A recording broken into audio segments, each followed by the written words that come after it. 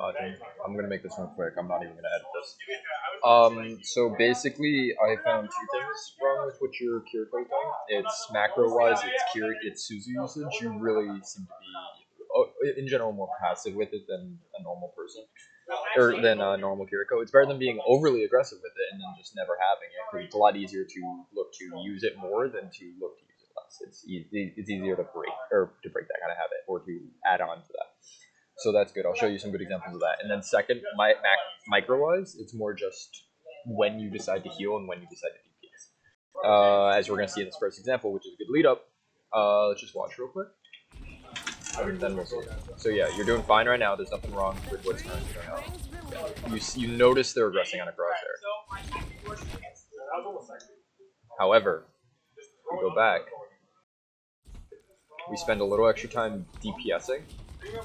We decide to spend a little bit extra time DPSing versus assisting crosshair. Yes, we recognize it. However, we could have already been looking to be supportive of him instead of even looking for those extra couple of shots of damage, which we didn't even get to hit. So it's very micro. It was the only example I was able to find on your decision making for that. Otherwise, it's really going to come down to your Suzu usage for at least all of this time. So let's go back to you. Okay. Don't. Right there. Even if I go back just a couple of seconds. Just watch. We see JQ ult come out. We heard it. We see Big African is a little bit alone. He gets hit by a good amount of damage. Why not Suzu? We see him crit Suzu.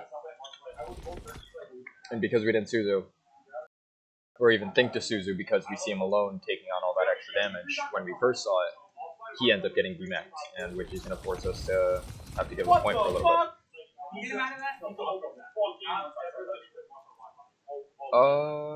I guess this is also part of the decision-making aspect. It's not as much on the healing versus damage, it's more on where you set a position. So yes, I understand you kept going back to this spot, which is, it's not a bad spot. Yes, but you are about to get picked off by a Kiriko. It's more your decision making on where you chose to hold, where you chose to hold, how long you chose to hold for, as well as where you chose to rotate out of. So what you do is you hold this angle for an extended period of time, unnecessarily long, peeking this side, all around, making yourself basically known that you're up here. Lucio's shooting at you, Kiri knows you're up here, JQ knows you're up here, Genji saw you up here. You're very known. At this point, you basically want to treat it like a sniper, just get the fuck out of this position. Or rotate somewhere else, so you're not going to receive as much pressure. However, when you do recognize that you want to move out of this position, you walk forward off the map off the overhang instead of backwards. Walking back, yes, it may take a couple extra seconds for Big African to get healing again.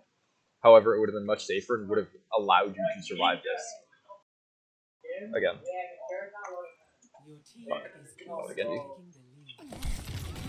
Even another point, if you want to Suzu that, another point to the Suzu aspect. If you want to drop down and get out of that situation, Suzu the diva, so you can then just drop around here. And now you're good. Or just TP down. But don't use both utils. Don't Suzu and you could look to use TP for rotations, not just as a defensive disengage.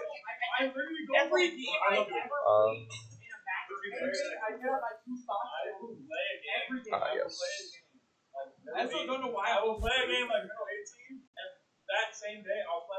Again, Suzu usage is going to come down to here.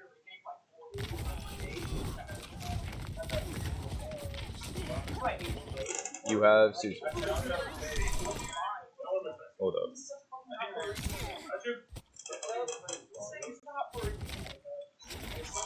Oh, yeah, it was a little bit more back. Okay. So, you have Suzu back up. You choose to Suzu this. We are up in this fight. They have no DPS left, but we have no need to Suzu this situation. This is one where this is, I think, one of the few examples where you actually don't use it properly instead of not using it. Now you're out Suzu. Yes, you kept him alive. I think he would have survived if you just gave him normal healing. And now, because of that situation, you don't have Suzu for this. this, where he's overly aggressive and taking a lot of damage again. And now he's going to get demeched because you are still on Suzu cooldown. That's what I meant to say. Sorry, I got the wrong time mark for timestamp. And that ended up getting himself picked off.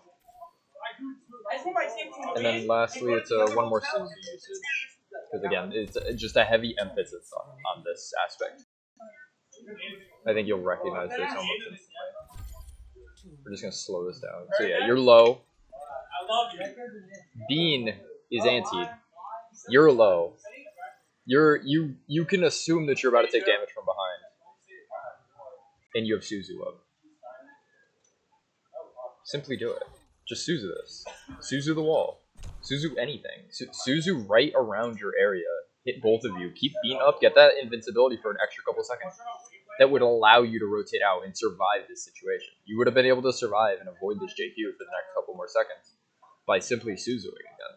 Instead of just, I don't know if you recognize that you had it or didn't have it or wasn't even aware of the ability.